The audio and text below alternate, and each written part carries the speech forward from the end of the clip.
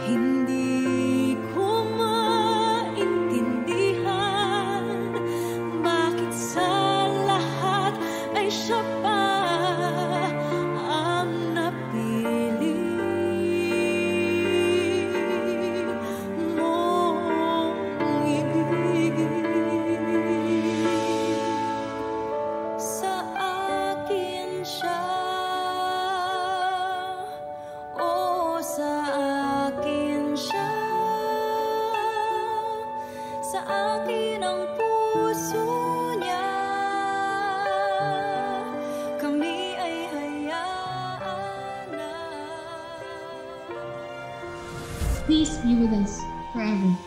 Will you marry me? Yes.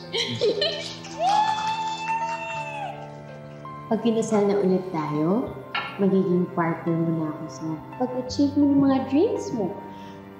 Diba? Tutulungan kita para marating mo kung ano mang gusto mong marating sa buhay.